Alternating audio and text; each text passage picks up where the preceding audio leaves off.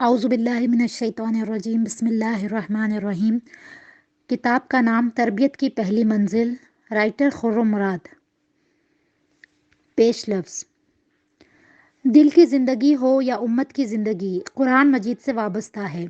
صرف وہی راستہ صحیح ہے، نور بخشتا ہے اور شفا عطا کرتا ہے۔ مجھے یقین ہے کہ آج بھی ہمارے لیے دنیا میں ترقی و سربلندی کا کوئی نسخہ کیمیا ہے تو قرآن ہے، آخرت میں نجات کی کوئی سبیل ہے تو قرآن میں ہے۔ آج بھی مسلمان پر وہی قرآن کا وہی حق ہے جو 1400 سال پہلے تھا۔ اسے سنیں اور سنائیں، سمجھیں اور سمجھائیں، عمل کریں اور عمل کی طرف بلائیں، اس کو غالب کرنے کے لیے جہاد کرے۔ آج بھی قرآن ان کو وہی کچھ عطا کرے گا جو 1400 سال پیشتر عطا کیا تھا۔ دلوں کی نرمی اور گداز آنکھوں میں نمی اور بصیرت، علم و حکمت کے گوہر تابدار، زندگی بسر کرنے کا سیدھا، آسان اور روشندار راستہ، زمین میں علو و خلافت، آخرت میں مغفرت اور جنت۔ مجھ سے زیادہ کوئی نہیں جانتا کہ میرے پاس نہ وہ علم ہے، نہ تقویٰ اور نہ عمل کہ میں درس قرآن کا منصب سنبھالنے کی جسارت کروں، نہ کہ یہ کہ جو کچھ کبھی کہا ہے اسے کتابی صورت میں شائع کروں۔ لیکن میں اچھی طرح جانتا ہوں کہ یہ میرے اوپر فرض ہے کہ مجھے اللہ تعالیٰ نے قرآن مجید کی جو نعمت عطا کی ہے میں اسے سناؤں، بیان کروں اور اس کی طرف بلاؤں، اس لیے کہ جس نے کتاب دی ہے اس نے یہ عہد بھی لیا ہے کہ تم اسے بیان بھی کرو گے، اور جو اس عہد کو پورا نہ کرے اور اس کتاب کو چھپا کر بیٹھ جائے انہیں اس نے اپنی فرشتوں کی اور سارے انسانوں کی لعنت کی وعید سنائی ہے۔ نبی کریم صلی اللہ علیہ وسلم نے بھی فرمایا ہے، بلغوا انی ولو آیا۔ اللہ کے عہد کا ایفا اور اسی ارشاد نبی صلی اللہ علیہ وسلم کی تعمیل ہی ہے کہ یہ جرات کرتا ہوں کہ اپنے علم و دانست کی حد تک قرآن کا پیغام سناؤں۔ اسی کوششوں کا نتیجہ یہ درس ہے جو پیش خدمت ہے۔ ان دروس میں آپ صرف و نحو کی گتھیاں نہیں پائیں گے، نہ شان نزول کی روایت، نہ فقہ و کلام کے مسائل و مباحث اور نہ منطقی استدلال۔ ان کا مقصد صرف ابلاغ پیغام اور تذکیر ہے، دلوں کی زندگی کا سامان اور دعوت عمل ہے۔ کم علمی اور کم مائگی کے باوجود وَلَقَدْ يَسَّرْنَا الْقُرْآنَ لِلذِّكْرِ پر یقین اس کی بنیاد ہے۔ دل کی صدا یہی ہے، فَهَلْ مِن مُدَّكِّرٍ۔ قرآن پیغام ہے دعوت اور جہاد کا، مخلوق کے خدا کو صراط مستقیم پر چلانے کی جد و جہد کرنے کا اور رب سے ملاقات کے وقت اس کی رضا اور جنت کی آرزو کا۔ یہ راہ آسان اور روشن تو ہے مگر خطر بھی ہے۔ اس راہ پر چلنے کے لیے جو انسان مطلوب ہے وہ ہم سب بن سکتے ہیں، لیکن بننے کے لیے تزکیہ و تربیت کی ضرورت ہے۔ اس راہ کے امام اپنے حبیب اور رسول صلی اللہ علیہ وسلم کو اللہ نے اس مقام پر کھڑا کرتے ہی اپنی تربیت اور تزکیے کے لیے جو زاد راہ تھمایا ہے وہ نماز، قیام لیل، تلاوت قرآن، دعوت اللہ، ذکر و اخلاص، صبر، اخلاق حسنہ اور استغفار جیسے بنیادی اعمال پر مشتمل ہے۔ یہی زاد راہ آپ کے لیے دعوت و جہاد کی راہ کا اصل سرمایہ تھا اور یہی دنیا و آخرت میں کامیابی کا ضامن بھی ہے۔ سورہ مزمل کی ان چند آیات میں تربیت کی اس پہلی منزل کا بیان ہے۔ میں نے اس کتابچے میں ان آیات میں جو تربیت کے اولین کورس کو بیان کیا گیا ہے وہی آپ تک پہنچانے کی کوشش کی ہے۔ اللہ سے دعا ہے کہ وہ اس حقیر کوشش کو قبول فرمائے، میری کسی بات کو میرے خلاف حجت نہ بنائے اور لما تقولون ما لا تفعلون کے زمرے میں شامل ہونے سے بچا لے۔ میرے لیے اصل حاصل قارئین کی داد و تحسین نہیں بلکہ عند اللہ قبولیت ہے، جس کا ایک ذریعہ آپ کا عمل اور میرے لیے آپ کی دعا ہے۔ اس لیے میری درخواست ہے کہ اگر آپ اس تحریر کو اپنے لیے نافع پائیں تو اللہ تعالیٰ سے دعا کرے کہ وہ میرا خاتمہ ایمان پر کرے اور مجھے اپنی مغفرت سے ڈھانپ لے۔ خرم مراد۔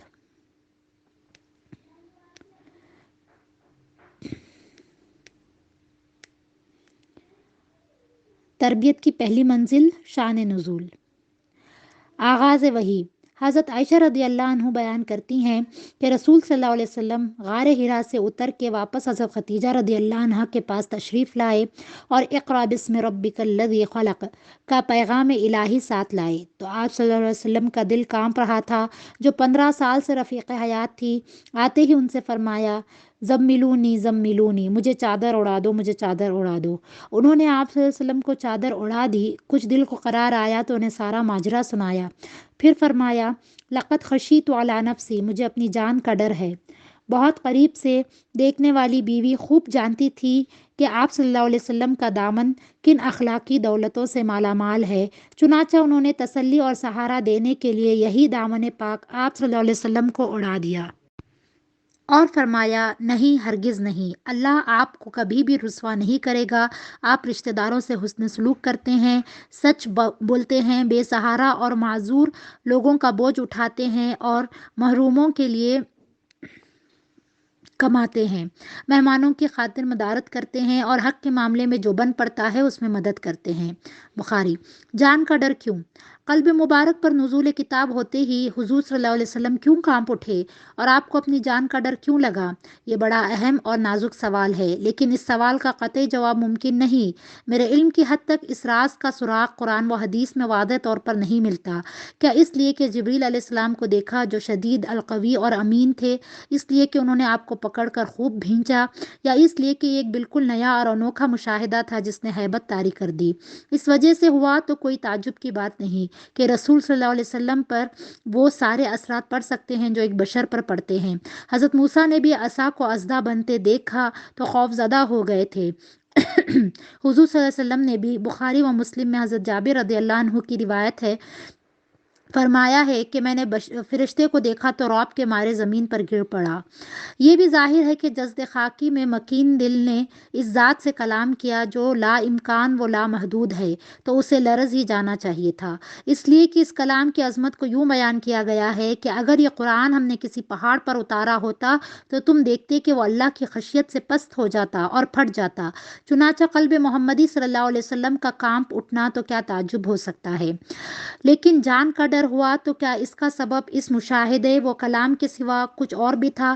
میں سمجھتا ہوں کہ یہ رسالت اور دعوت وہ جہاد کا عظیم و گراں بار کام تھا، اس کے جاں غسل اور مٹھی اور کٹھن مراحل تھے جن کے احساس نے نہ صرف دل کو کپکپا دیا بلکہ جان کا ڈر بھی پیدا کر دیا، وہ ڈر جو بالآخر ہجرت کی رات حقیقت بن گیا۔ اپنے رب کے نام سے پڑھو کے مختصر الفاظ میں آنے والے سارے مراحل کی تصویر موجود ہے۔ پڑھو یعنی سناؤ کہ قرآن حضور صلی اللہ علیہ وسلم کے ہاتھ میں آج کی طرح کتابی صورت میں نہ تھا۔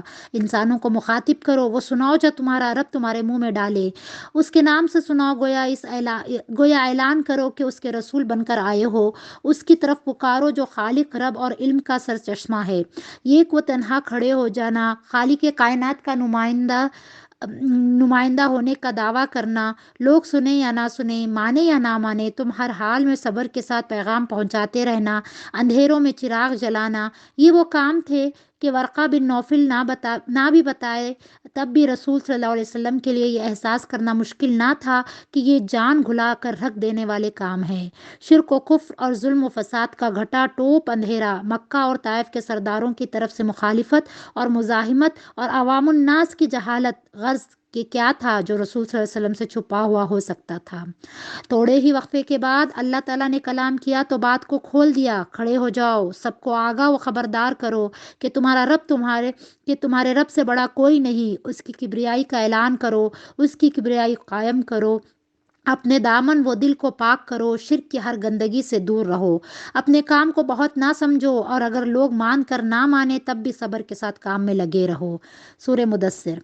یہ خطر اور عظیم کام اور قوم کا حال دیکھ کر اگر رسول صلی اللہ علیہ وسلم کپکپا اٹھے، پیچھے ہٹے، پریشان ہوئے، فکر مند ہوئے، قوم کی فکر میں بے قرار اور مغموم ہوئے اور چادر میں لپٹنا چاہا، تو یہ بالکل فطرت انسانی کے مطابق تھا اور رحمت الہی کا تقاضا یہی تھا کہ اللہ نے اپنا دست شفقت دراز کرتا، آپ صلی اللہ علیہ وسلم کو لطف و محبت سے سہارا دیتا، آپ صلی اللہ علیہ وسلم کی اندرونی کیفیات کے لیے علاج تجویز کرتا، اور آپ صلی اللہ علیہ وسلم کو آنے والے صبر آزما مراحل کے لیے زاد راہ عطا فرماتا۔ چنانچہ سورہ مزمل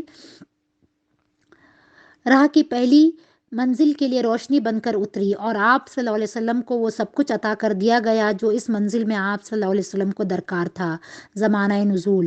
سورہ مزمل بالکل ابتدائی صورتوں میں سے ہے، بعض روایات کے مطابق تیسری یا چوتھی وحی، لیکن کلام سے یہ اندازہ ہوتا ہے کہ یہ سورہ اس وقت نازل ہوئی ہوگی جب آپ صلی اللہ علیہ وسلم کے پاس اتنا قرآن آ چکا ہوگا کہ قیام لیل میں پڑھا جا سکے، جب آپ صلی اللہ علیہ وسلم دن بھر دعوت اللہ میں مشغول رہتے ہوں گے اور جب اچھی خاصی مخالفت بھی شروع ہو چکی ہوگی، گویا یہ دعوت عام اور انداز عام کے دور کا آغاز ہوگا۔ شان نزول: ظاہر ہے سورہ کی شان نزول حضور صلی اللہ علیہ وسلم خود ہیں۔ آپ کی پریشانی، فکر مندی، بے قراری اور غم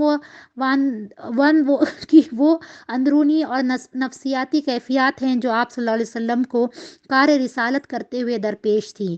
آپ صلی اللہ علیہ وسلم کی وہ ضروریات ہیں جو آپ صلی اللہ علیہ وسلم کو یہ کام انجام دینے کے لیے درکار تھیں۔ غم گساری اور تسلی، سکون اور سہارا، محبت اور لطف و عنایت، دل جمعی اور ثبات، حوصلہ اور ہمت، قوت اور صبر اور خالق کے کلام کے ساتھ زیادہ سے زیادہ اتصال، اس سورہ میں یہی نسخہ شدید، یہی زاد راہ بھی ہے۔ یہ بھی ظاہر ہے کہ سورہ کا سبب نزول کسی نہ کسی درجے میں ہم اور آپ بھی ہیں، اس لیے کہ ہم اور آپ مسلمان ہیں، اور ہر اس شخص پر جو امت مسلمہ میں شامل ہے شہادت اور دعوت و جہاد کی ذمہ داری اسی طرح عائد ہوتی ہے جس طرح حضور صلی اللہ علیہ وسلم پر عائد تھی۔ اپنے اپنے دائرے میں، اپنی اپنی استطاعت کی حد تک جو حضور صلی اللہ علیہ وسلم کا پیروکار ہونے کا مدعی ہے، اسے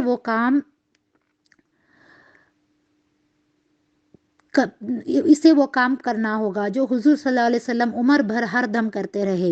اور اگر کہیں اللہ نے اپنی رحمت سے آپ کو بحیثیت مسلمان اپنی اس ذمہ داری کا شعور دے دیا ہے اور آپ دعوت و جہاد کے راستے پر کھڑے ہوئے ہیں جو حضور صلی اللہ علیہ وسلم کا راستہ ہے، تو آپ کو سمجھ لینا چاہیے کہ یہ سورہ آپ ہی کے لیے اتری ہے، آپ کو مخاطب کر رہی ہے، آپ کی کیفیات و ضروریات اسی کے شان نزول ہیں، اس لیے کہ آپ کو کسی نہ کسی درجے میں وہ اندرونی کیفیات ضرور پیش آئیں گی جو رسول صلی اللہ علیہ وسلم کو پیش آئیں۔ ان کا علاج سورہ مزمل میں ہی ہے، اور آپ کسی نہ کسی طور پر ان مراحل سے بھی گزریں گے جن سے رسول صلی اللہ علیہ وسلم گزرے ہیں، اور اس مراحل سے کامیابی کے ساتھ گزر جانے کے لیے جو زاد راہ ناگزیر ہے وہ بھی سورہ مزمل میں ہے۔ خطاب دل نواز: یا ایھا المزمل، اے چادر میں لپیٹنے والے۔ یہ خطاب دل نواز ہی نہیں، گرہکشا اور سامان سکون و اطمینان بھی ہے، اور نسخہ شفا بھی، دل پر بیتنے والی کیفیات کا عکاس بھی، مراحل دعوت و جہاد کا نشان بھی، گو ایک ہی لفظ پر مشتمل ہے۔ حضور صلی اللہ علیہ وسلم غار حرا سے اتر کر آئے تو پہلے یہی الفاظ ان کے زبان سے ادا ہوئے کہ مجھے چادر اڑاؤ۔ اللہ کا یہ خطاب حضور صلی اللہ علیہ وسلم کے انہی الفاظ پر مبنی ہے، لیکن کیوں؟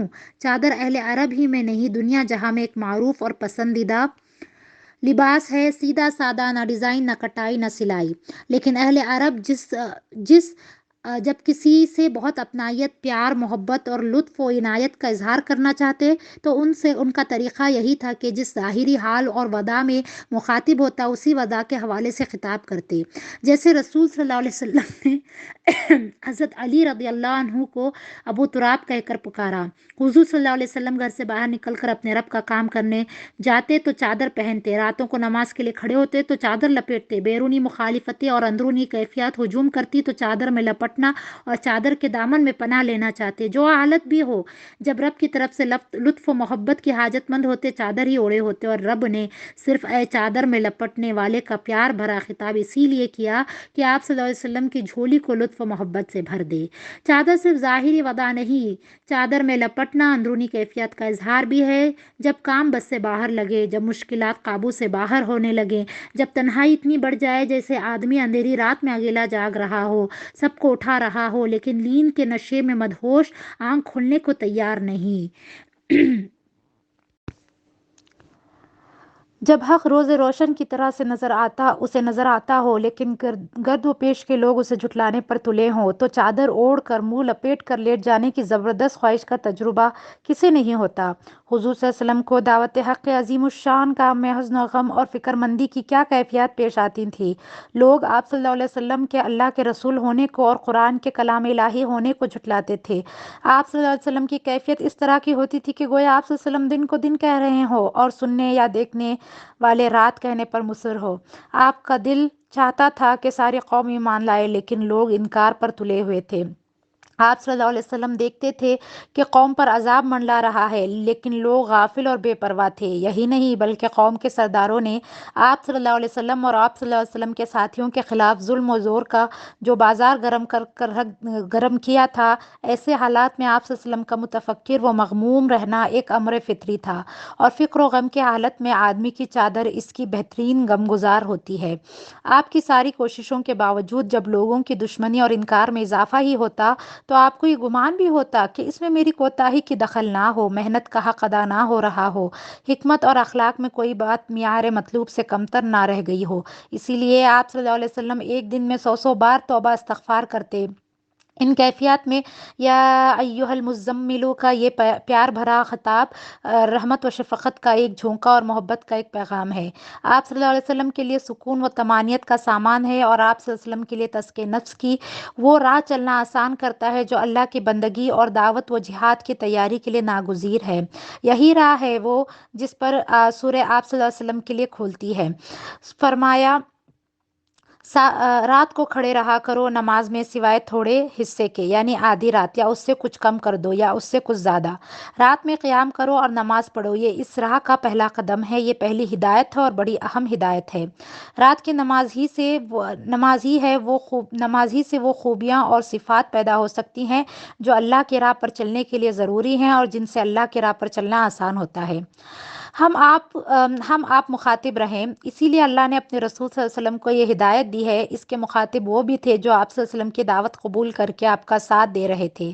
اس لیے اگرچہ یہ خطاب صرف آپ صلی اللہ علیہ وسلم سے ہے اور آپ کی ظاہری وضع اور حالت کے حوالے سے ہے، لیکن سورہ کی آخری آیات بتاتی ہیں کہ جو لوگ آپ صلی اللہ علیہ وسلم کے ساتھ تھے وہ بھی اس ہدایت کی تعمیل میں رات کو نماز کے لیے کھڑے ہوا کرتے تھے۔ اس لیے اس کے مخاطب وہ بھی ہیں جو آپ صلی اللہ علیہ وسلم کے بعد آپ صلی اللہ علیہ وسلم کی پیروی کریں، خاص طور پر وہ جو رسالت کا وہی کام کرنے کے لیے کھڑے ہوئے ہوں جو اللہ نے آپ کے بعد آپ کی امت کے سپرد کیا ہے۔ چنانچہ اس کے مخاطب ہم اور آپ سبھی ہیں۔ رات کا قیام کس لیے ہے؟ یہ قیام کیوں ضروری ہے؟ اس سے کیا حاصل ہوتا ہے؟ سب کچھ ابھی قرآن خود ہی آپ کے سامنے کھول دے گا۔ کتنی رات؟ پہلے یہ دیکھیے کہ کتنی رات قیام کرنے کی ہدایت ہے۔ الفاظ بتا رہے ہیں کہ آدھی رات، لیکن اس سے کم بھی کر سکتے ہیں اور زیادہ بھی۔ مقدار میں یہ سہولت اس لیے کہ رات کو اٹھ کر نماز پڑھنا ویسے ایک بہت مشکل کام ہے اور سب کے لیے کسی ایک مقدار کی پابندی ممکن نہیں، پھر روز آدھی رات کے قیام کی پابندی تو اور بھی مشکل ہے۔ یہ سہولت اس لیے بھی ہے کہ رات کے وقت مقدار کا حساب رکھنا دشوار ہے، خصوصاً جب سو کر اٹھنا ہو، لیکن جس کے بس میں ہو ان الفاظ کے مطابق اس کے لیے آدھی رات کو نماز پڑھنا ہی اولیٰ ہے۔ انسان کے حالات، ضروریات اور کمزوریوں کے لحاظ سے سہولتیں دینا حکمت دین کا ایک بہت بڑا اصول ہے۔ یہی اصول یہاں واضح ہوتا ہے۔ یہ اس وقت کی بات ہے جب مٹھی بھر منتخب لوگ آپ صلی اللہ علیہ وسلم کے ساتھ تھے۔ آگے آپ دیکھیں گے کہ جب امت کا دائرہ وسیع ہونے کا وقت آ گیا تو پھر سب کو رات کے قیام کی جگہ دن میں 5 وقت کی نماز کا حکم دیا گیا۔ ان نمازوں کی مقدار اور اوقات بھی مقرر کر دیے گئے۔ آدھی رات کو نماز میں تلاوت قرآن کرنے کے بجائے یہ سہولت دے دی گئی کہ جتنا قرآن آسانی سے پڑھ سکو وہ پڑھ لو۔ مزید رحمت یہ کہ فجر اور عشاء کی باجماعت نمازوں پر پوری رات کے قیام کے اجر کا وعدہ کیا گیا۔ رات کے کس حصے میں قیام مطلوب ہے؟ قرآن کے بیان سے محسوس ہوتا ہے کہ جب آدمی سونے کے بعد اٹھے وہی وقت زیادہ موزوں ہے، اس لیے کہ آگے اس قیام کو رات کا اٹھنا کہا گیا ہے، یعنی رات کے آخری حصے میں۔ قرآن نے دوسرے مقامات پر بھی اسی وقت کی نشاندہی کی ہے۔ سورہ زاریات: رات میں وہ کم ہی سوتے ہیں اور سحر کے وقت وہ استغفار کرتے ہیں۔ بنی اسرائیل: کیونکہ قرآن نے فجر مشہود ہوتا ہے اور رات کو تہجد پڑھو، یہ تمہارے لیے بہتر ہے، یہ تمہارے لیے ہے۔ نبی کریم صلی اللہ علیہ وسلم بھی بالمعموم رات کے آخری حصے میں ہی قیام کرتے تھے۔ حضرت عائشہ کہتی ہیں کہ رسول صلی اللہ علیہ وسلم شروع رات میں سوتے تھے اور آخری رات میں جاگتے تھے۔ حضرت مسروق رضی اللہ عنہ کو انہوں نے بتایا کہ آپ صلی اللہ علیہ وسلم اس وقت اٹھتے تھے جب مرغا بانگ دیتا تھا۔ بخاری مسلم۔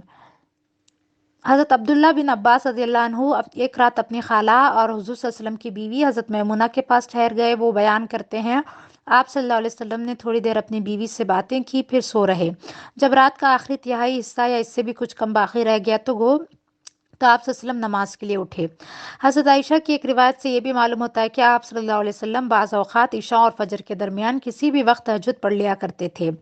انہوں نے یہ بھی کہا کہ اللہ آپ صلی اللہ علیہ وسلم کو جب چاہتا بیدار کرتا۔ حضرت عائشہ سے یہ بھی مروی ہے کہ رسول اللہ صلی اللہ علیہ وسلم نے رات کے ہر حصے میں وتر پڑھے ہیں، شروع رات میں، درمیان میں اور آخر میں۔ بعض روایت سے یہ بھی ثابت ہے کہ آپ صلی اللہ علیہ وسلم کو رات کو بار بار اٹھ کر بھی نماز پڑھتے تھے، یعنی اٹھتے نماز پڑھتے، پھر سوتے، پھر اٹھتے نماز پڑھتے۔ حضرت ابن عباس سے دیکھا کہ آپ صلی اللہ علیہ وسلم اٹھے मिसवाक किया, वज़ू किया, फिर 2 रकात नमाज़ पढ़ी, फिर आप लेट गए और सो गए। यहाँ तक कि खर्राटे लेने लगे, 3 बार आप सल्लल्लाहु अलैहि वसल्लम ने ऐसा किया और कुल 6 रकातें पढ़ी, मुस्लिम की रिवायत है। हज़रत ज़ैद बिन खालिद रज़ियल्लाहु अन्हु ने भी हुज़ूर सल्लल्लाहु अलैहि वसल्लम को इसी तरीक़े से 12 रकात पढ़ते हुए देखा। हज़रत हमीद एक सफ़र में इसी तरह पढ़ने की रिवायत करते हैं। बेहतर तो आधी रात के बाद ही का वक्त है, लेकिन उम्मत की सहूलत की खातिर अपनी अपनी इस्तिताअत के मुताबिक किसी भी वक्त पढ़ने की गुंजाइश रसूल सल्लल्लाहु अलैहि वसल्लम ने दी है। तिलावत कुरान, रात का क़याम किस लिए फरमाया? वरत्तिलिल कुरान तरतीला, और कुरान खूब ठहर ठहर कर पढ़ो। कुरान के लिए अगरचे नमाज में रुकू, सजूद और तकबीर व तस्बीह सब शामिल हैं, मगर क़यामुल लैल का असल मकसद यही है। कुरान की सोहबत में रात के पुरसुकून लम्हात गुजारने के लिए, कुरान में डूबने के लिए, कुरान से ज़ुबान को तर रखने के लिए, कुरान को दिल व दिमाग की ग़िज़ा बनाने के लिए, कुरान को उसी के हुज़ूर हाजिर होकर पढ़ने और सुनने के लिए जिसने कुरान दिया है, जिसका वो कलाम है। कुरान क्यों? तबलीग व रिसालत का बोझ कुरान ही को पहुँचाने का बोझ है। शहादत हक़ की ज़िम्मेदारी कुरान ही पर गवाही की ज़िम्मेदारी है। इक़ामत दीन की मंजिल कुरान ही को क़ायम करने की मंजिल है। जिसको इनमें से कोई भी काम किसी दर्जे में भी करना हो, इसको सबसे पहले कुरान को समझना जानना चाहिए, इससे करीब होना चाहिए और अपने दिल को इसका मस्कन बनाना चाहिए। ये मुकाम रात की तन्हाई और सुकून में अपने रब के हुजूर खड़े होकर आयात कुरानी की तिलावत ही से हासिल हो सकते हैं। जो शख्स दावत व जिहाद का मुद्दई हो, लेकिन वो कुरान आशना ना हो, उसके पास कुरान ही के लिए वक्त ना हो, वह इन अजीम कामों को कैसे सही अंजाम दे सकता है? उनकी हकीकत से कैसे आशना हो सकता है? उनको अपने दिल में जगह कैसे दे सकता है? उनके लिए वक्त कैसे निकाल सकता है? ये बात कुरान ही आपको बताएगा। इसका पैगाम और दावत क्या है, इसके अहकाम क्या है, उसकी राह पर चलने के तरीक़े क्या हैं। कुरान ही अल्लाह और उसके रसूल सल्लल्लाहु अलैहि वसल्लम को और उन पर ईमान और उसके तकाज़ों को आपके लिए सबसे बढ़कर महबूब बनाएगा, उन्हें दिल के अंदर उतारेगा और रास्त कर देगा, आपके दिल में सजा देगा। कुफ्र, फिस्क और नाफरमानी को आपके लिए तलख़ व नागवार बना देगा। कुरान ही आपके लिए अमल और जद्दोजहद की राहें खोलेगा और इसके लिए इस्तादाद भी पैदा करेगा। कुरान तो है ही अव्वल ता आखिर अमल की दावत। कलामी व फ़िक़ही बहस से क़ता नज़र, ईमान की दावत भी अमल ही की दावत है। अमल के लिए तक़वा की ज़रूरत है, ईमान बिलग़ैब की ज़रूरत है, बुनियादों की ज़रूरत है, मंजिल ब मंजिल इमारत तामीर करने की ज़रूरत है। ये सारी ज़रूरतें भी कुरान ही पूरी करेगा। कुरान में अज़्म व इरादा पैदा करेगा और हिम्मत व हौसला बढ़ाएगा। कुरान ही आपको हिदायत इलाही की तबलीग और इक़ामत दीन की राह बताएगा, इसके मराहिल व मनाजिल से आगाह करेगा, इसके हद व निशानात वाज़े करेगा और इन तदाबीरों की निशानदही भी वही करेगा जिससे आप इसके बताए हुए तरीक़े इनक़लाब पर चलते हुए उसूलों की हुदूद में अपनी मंजिल की तरफ पेशरफ्त कर सकें। कुरान का अपना तरीक़े दावत व तबलीग, उसलूब बयान, तर्ज़ इस्तदलाल आपका सबसे बड़ा रहनुमा बन जाएगा। सही और गलत के दरमियान फ़र्क व तमीज़ करने के लिए वह आपके दिल में और निगाहों के सामने फ़ुरक़ान की मीज़ान आवेज़ा कर देगा। कुरान ही आपको तसल्ली देगा, आपका सहारा बनेगा, आपका गमगुज़ार होगा, हज़्न गम का मदावा बनेगा, खौफ को दूर करेगा, मुश्किलात होंगी तो दस्तगीरी करेगा, उलझनें होंगी तो साफ़ करेगा, अफ़कार व आलाम का मदावा करेगा और आपके सफ़र का साथी होगा। दिल का इत्मीनान बनकर साथ साथ रहेगा। अला बिज़िक्रिल्लाहि तत्मइन्नुल क़ुलूब, बेशक अल्लाह की याद ही से दिलों को इत्मीनान नसीब होता है। कुरान से बढ़कर अल्लाह की याद का सामान कहाँ और किधर। तरतील से तिलावत, हिदायत है कि कुरान की तिलावत तरतील के साथ करो। तरतील के मानी राग़िब इस्फ़हानी के नज़दीक सहूलत और तनासुब के हुस्न के साथ कलिमात को अदा करना है। हमारे मुतरजमीन कुरान मजीद के नज़दीक तरतील के माने हैं खूब ठहर ठहर कर पढ़ें, खोल खोल कर साफ पढ़ें, खूब साफ साफ पढ़ें, एक एक हुर्फ अलग अलग हो। तो कुर्तुबी कहते हैं कि तिलावत कुरान में जल्दी ना करें, बल्कि तरतील व तसहील के साथ अदा करें और साथ ही इसके मानी में तदब्बुर करें। तरतील की पूरी तस्वीर लुग़त और तफसील से नहीं बनती। इसके मकसद के लिए साहब कुरान की तरतील को देखिए तो बात पूरी तरह समझ आएगी, तस्वीर भी निगाहों के सामने आ जाएगी। हज़रत हुज़ैफ़ा यमान रज़ियल्लाहु अन्हु कहते हैं कि एक मरतबा रात की नमाज में हुज़ूर सल्लल्लाहु अलैहि वसल्लम के साथ खड़ा हो गया। मैंने आप सल्लल्लाहु अलैहि वसल्लम की क़िराअत का अंदाज़ ये देखा कि जहाँ तस्बीह का मौका आता वहाँ तस्बीह फरमाते, जहाँ दुआ का मौका आता वहाँ दुआ मांगते, जहाँ अल्लाह की पनाह मांगने का मौका आता वहाँ अल्लाह की पनाह मांगते। हज़रत औफ रज़ियल्लाहु अन्हु और फिर मालिक रज़ियल्लाहु अन्हु कहते हैं, एक रात में रसूल सल्लल्लाहु अलैहि वसल्लम के साथ नमाज में खड़ा हुआ, आपने सूरह बकरा इस तरह पढ़ी कि आप किसी रहमत की आयत को पढ़ते تو ٹھہر کر مانگتے تھے، عذاب کی آیت پڑھتے تو ٹھہر کر پناہ طلب کرتے۔ حضرت انس سے پوچھا گیا حضور صلی اللہ علیہ وسلم کی قرات کا طریقہ کیا تھا؟ انہوں نے کہا کہ آپ صلی اللہ علیہ وسلم کھینچ کھینچ کر پڑھتے تھے، پھر انہوں نے بسم اللہ الرحمن الرحیم اس طرح پڑھ کر بتلایا کہ اللہ کو کھینچا، رحمان کو کھینچا اور الرحیم کو کھینچا۔ حضرت ام سلمہ نے بیان کیا رسول صلی اللہ علیہ وسلم قرات میں ایک ایک حصے کو الگ الگ پڑھتے، الحمدللہ رب العالمین پڑھتے، ٹھہر جاتے، پھر الرحمن الرحیم پڑھتے، پھر ٹھہر جاتے۔ حضرت ابو ذر بیان کرتے ہیں ایک مرتبہ رسول صلی اللہ علیہ وسلم نے قیام لیل کیا اور صبح تک یہی آیت بار بار پڑھتے رہے، اگر آپ انہیں عذاب دیں تو یہ آپ ہی کے بندے ہیں، اور اگر آپ ان کی جان بخش دیں تو آپ کو ہر چیز کا اختیار ہے اور آپ حکیم ہیں۔ حضرت ابو ہریرہ کہتے ہیں نبی صلی اللہ علیہ وسلم رات کو قرآن پڑھتے تھے تو آواز کبھی بلند ہوتی اور کبھی پست۔ حضرت عبداللہ بن مسعود کہتے ہیں کہ بہت سے لوگ ایسے ہیں جو قرآن پڑھتے ضرور ہیں مگر وہ ان کے گلے سے نہیں اترتا، قرآن دل میں اترتا اور اس میں جم جاتا تو فائدہ بھی دیتا۔ جلال الدین لکھتے ہیں یہ مصنون ہے کہ قرآن کو پڑھتے وقت اس کے معنی سمجھو اور اس کے مطالب پر غور کرتے جاؤ، تلاوت قرآن کا مقصد یہی ہے، اسی سے دلوں میں نور اور سرور پیدا ہوتا ہے۔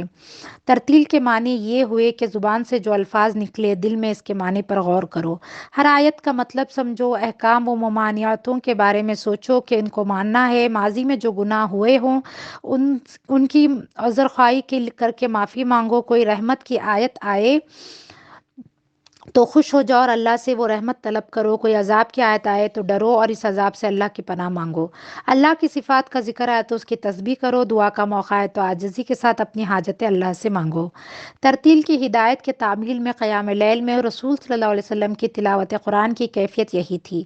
ہمارے بس میں کہاں کہ اس معیار کو پہنچ سکے، ہمیشہ توجہ اور دل سے قرآن پڑھ سکیں، لیکن ترتیل کی تصویر نگاہوں کے سامنے رہنا چاہیے، اس کی آرزو دل میں ہونی چاہیے، اس کے حصول کی جستجو کرنا چاہیے، اپنی قرات پر راضی اور قانع نہ ہونا چاہیے۔ آگے قیام لیل کی حکم کی علت اور مصلحت کا بیان ہے۔ قول ثقیل کی ذمہ داری، رات کی نماز میں تلاوت قرآن کس کے لیے؟ فرمایا اس لیے کہ ہم آپ صلی اللہ علیہ وسلم پر ایک بھاری بات ڈالنے والے ہیں۔ یہ بھاری بات قول ثقیل کیا ہے؟ اللہ کا کلام خود قول ثقیل ہے، ظاہری اعتبار سے بھی اور معنوی اعتبار سے بھی۔ حضور صلی اللہ علیہ وسلم پر جب وحی نازل ہوتی تو آپ صلی اللہ علیہ وسلم بھی اس کا بوجھ محسوس کرتے اور آپ کے گرد و پیش کی دنیا بھی۔ حضرت عائشہ کہتی ہیں کہ میں نے سخت سردی کے زمانے میں حضور صلی اللہ علیہ وسلم پر وحی نازل ہوتے دیکھی ہے، آپ صلی اللہ علیہ وسلم کی پیشانی سے اس وقت پسینہ ٹپکنے لگتا۔ بخاری و مسلم۔ حضرت عبداللہ بن عمر کہتے ہیں کہ میں نے رسول صلی اللہ علیہ وسلم سے حضور صلی اللہ علیہ وسلم نے پوچھنے پر بتایا کہ بعض اوقات جب وحی نازل ہوتی تو مجھے اتنا بوجھ پڑنے لگتا ہے مجھ پر کہ میں سمجھتا ہوں میری جان نکل جائے گی۔ حضرت زید بن ثابت رضی اللہ عنہ کہتے ہیں ایک مرتبہ رسول صلی اللہ علیہ وسلم پر وحی اس حالت میں نازل ہوئی کہ آپ صلی اللہ علیہ وسلم اپنا زانو میرے زانو پر رکھے ہوئے بیٹھے تھے، میرے زانو پر اس وقت ایسا بوجھ پڑا کہ معلوم ہوتا تھا اب ٹوٹ جائے گا۔ حضرت عائشہ کا بیان ہے جب کبھی آپ صلی اللہ علیہ وسلم پر اس وقت میں وحی نازل ہوتی تھی کہ آپ اونٹنی پر بیٹھے ہوں تو اونٹنی اپنا سینہ زمین پر ٹیک دیتی اور اس وقت تک حرکت نہ کرتی تھی جب تک وحی کا نزول ختم نہ ہو۔ وحی کا اترنا خود تو بوجھ تھا ہی، اس کے تقاضوں کو پورا کرنا، اس کے احکام کو بجا لانا کہیں زیادہ بڑا اور اصل بوجھ تھا۔ قرآن کو بھاری کلام اس وجہ سے کہا گیا ہے کہ اس کے احکام پر عمل کرنا، اس کی تعمیل کا نمونہ بن کر دکھانا، اس کی دعوت کو لے کر سارے دنیا کے مقابلے میں اٹھنا، اس کے مطابق عقائد و افکار، اخلاق و آداب اور تہذیب و تمدن کے پورے نظام میں انقلاب برپا کر دینا ایک ایسا کام ہے جس سے بڑھ کر کسی بھاری کام کا تصور نہیں کیا جا سکتا۔ نزول وحی کا سب سے بنیادی اور ناگزیر تقاضا تبلیغ و دعوت عام کا کام تھا۔ وحی کو محفوظ رکھنے پھر دوسروں تک پہنچانے میں تکلیفیں اٹھانے کے لحاظ سے بھی یہ بہت بھاری کام تھا، اس میں محنت بھی تھی، آزمائش بھی اور ذمہ داری بھی۔ کسی سے منوا لینا رسول اللہ صلی اللہ علیہ وسلم کے اختیار میں نہ تھا، لیکن دیگر انبیاء و رسول کی طرح آپ صلی اللہ علیہ وسلم سب تک بہترین طریقے سے اللہ کا پیغام پہنچا دینے کے منصب پر فائز تھے اور اس کے لیے مکلف اور مسئول بھی۔ آپ صلی اللہ علیہ وسلم کا یہ فرض تھا کہ سب کے انکار بلکہ مسلسل انکار اور ہر قسم کی مزاحمت و مخالفت کے باوجود اللہ کا پیغام پہنچانے کا اور اتمام حجت کا حق ادا کریں۔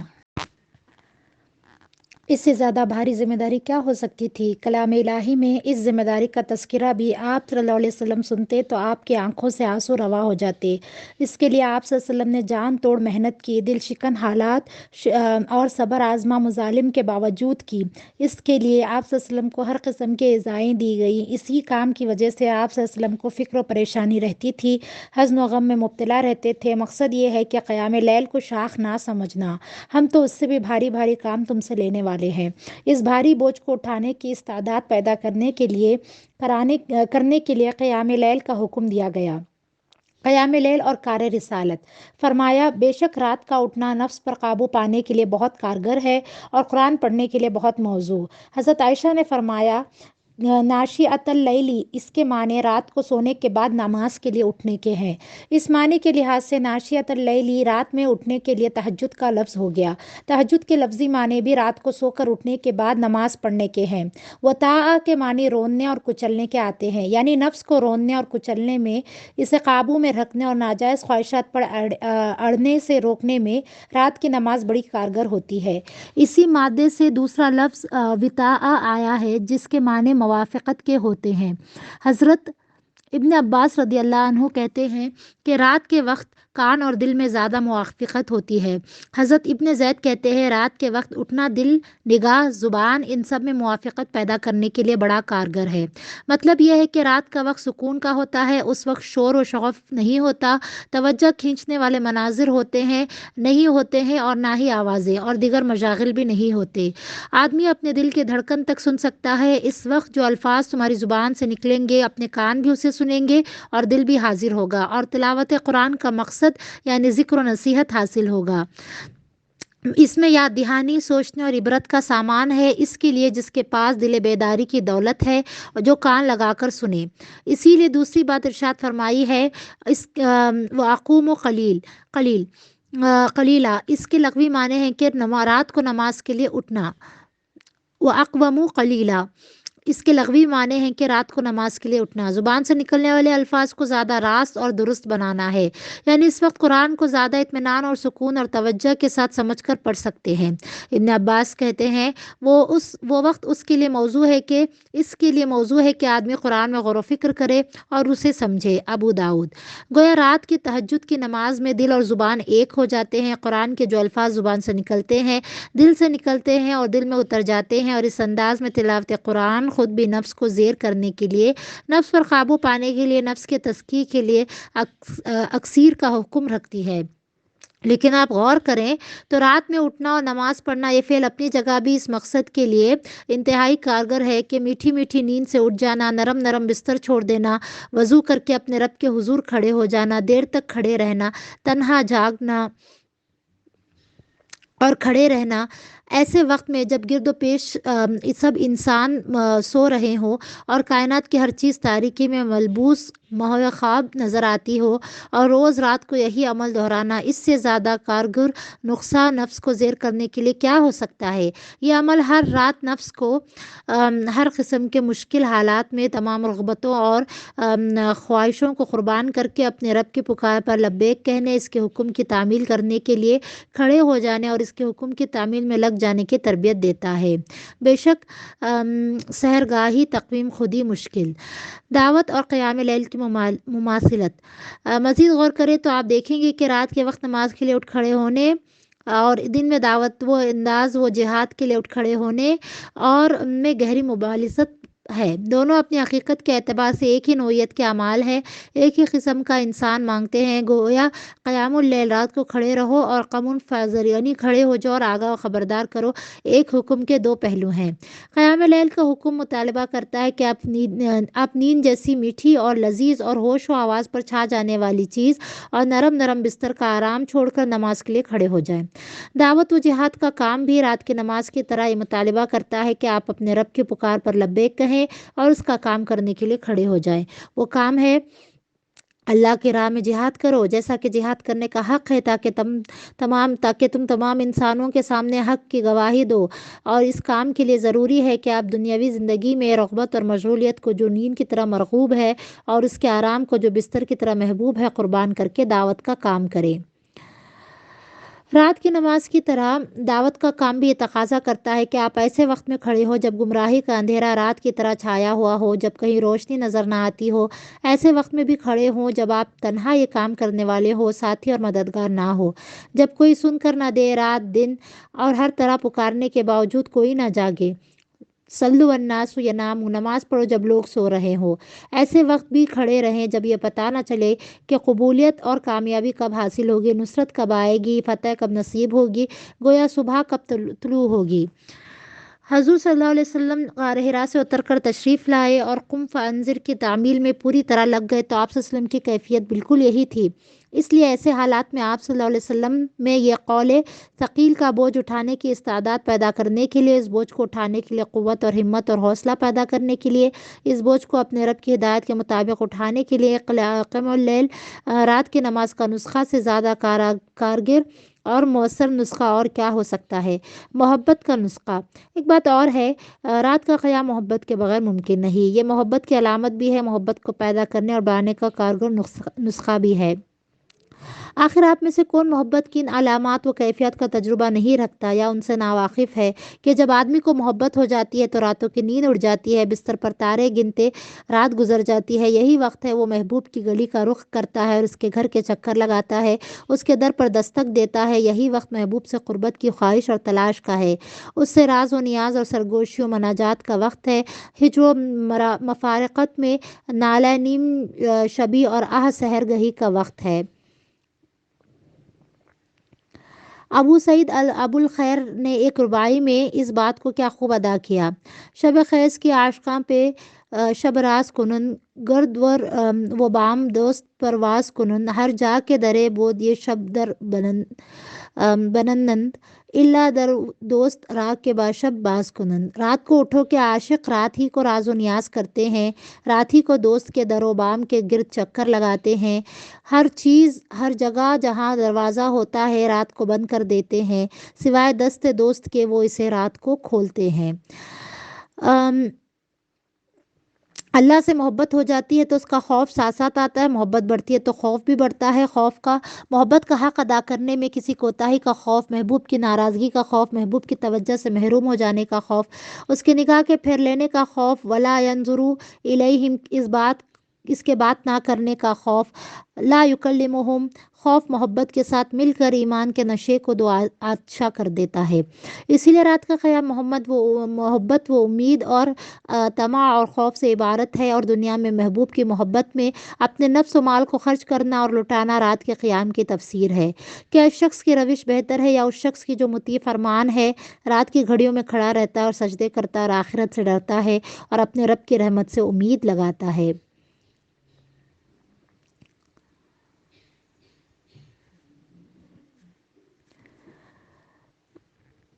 ان کے پہلو بستروں سے دور رہتے ہیں، وہ ڈر اور لالچ کے ساتھ اپنے رب کو پکارتے اور جو کچھ ہم نے دیا ہے اس میں سے خرچ کرتے ہیں۔ ایمان کی حقیقت حاصل ہو اور محبت نہ ہو، یہ مشکل ہے۔ جو ایمان رکھتے ہیں وہ سب سے بڑھ کر اللہ سے محبت کرتے ہیں۔ سورہ بقرہ آیت نمبر 165۔ محبت کے بغیر ایمان ایک زبانی دعویٰ ہے، ایک ظاہری لباس ہے، قانونی امر ہے۔ اللہ سے بڑھ کر محبوب ہو جائے، اللہ سب سے بڑھ کر محبوب ہو جائے اور اس محبت کے لازمی تقاضے کے طور پر اس کا رسول بھی، اس کا دین بھی، اور اس کی راہ میں جہاد بھی اور اس کی راہ میں جہاد کرنے والے بھی، تو ایمان کا مزہ اور ایمان کی شیرنی رگ و پے میں رچ بس جاتی ہے، اور ایمان اس طرح دل اور روح کا ذائقہ بن جاتا ہے جیسے زبان کے لیے مٹھاس۔ پھر ایمان کے سارے تقاضوں کی تکمیل کے لیے صدا دل کے اندر سے اٹھتی ہے، تقاضا روح کے اندر سے پیدا ہوتا ہے، بیرونی تحریک اور دباؤ کی ضرورت کم سے کم رہ جاتی ہے۔ یہ محبت راتوں کو محبوب سے قرب اور کلام و مناجات کے لیے بسترے سے کھڑا کر دیتی ہے، اور محبوب سے کلام و مناجات سے یہ محبت بڑھتی جاتی ہے۔ آیات قرآنی کی تلاوت دلوں میں وہ کام کرتی ہے جو ابر رحمت کے قطرے، کھیتوں میں یہی محبت دن میں خلق خدا کو اللہ کی طرف بلانے اور اس کی راہ میں جہاد کرنے کے لیے بھی کھڑا کر دیتی ہے۔ قیام اللیل سے اللہ کی محبت میں رنگ آتا ہے اور گہرائی و گہرائی پیدا ہوتی ہے۔ اس کی محبت ہی کے بل پر قول ثقیل کا بوجھ ایک سامان لذت و نشاط بن جاتا ہے۔ دعوت و جہاد کی راہ میں ہر قدم، ہر چوٹ، ہر نقصان ایک نئی تازگی بخشتا ہے۔ جنگ کی آواز، صدائے سرود سے زیادہ مستانی اور سہانی معلوم ہوتی ہے۔ جان دینے میں اتنی لذت ملتی ہے کہ بار بار زندہ ہو جانے اور جان دینے کی خواہش پیدا ہوتی ہے۔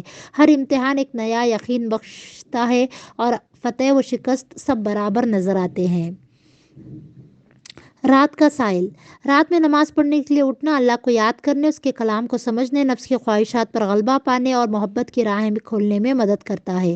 رات کا وقت سائل کے لیے مانگنے کا بھی بہترین وقت ہے، خصوصاً آخری شب میں اللہ اپنے بندوں سے قریب ہو کر اپنی خاص رحمت نازل کرتا ہے اور ان کے لیے اپنے دل کے اپنے دروازے کھول دیتا ہے۔ اس وقت اس کے در پر سائل بن کر حاضر ہوتے ہیں۔ حضرت ابو ہریرہ بیان کرتے ہیں، رسول صلی اللہ علیہ وسلم نے فرمایا، جب 1/3 رات باقی رہ جاتی ہے تو ہمارا رب تبارک و تعالیٰ دنیا کے آسمان پر اترتا ہے اور فرماتا ہے، کوئی مجھے پکارے میں اس کی پکار سنوں، جو مجھ سے مانگے میں اسے دوں، کوئی مجھ سے مغفرت چاہے تو میں اسے بخش دوں۔ بخاری و مسلم کی روایت میں یہ بھی ہے کہ پھر وہ اپنا ہاتھ پھیلاتا ہے اور فجر تک کہتا رہتا ہے، کون ہے جو ایسی ذات کو قرض دے جو مفلس و تلاش میں ہے، خلاش ہے نہ ظالم۔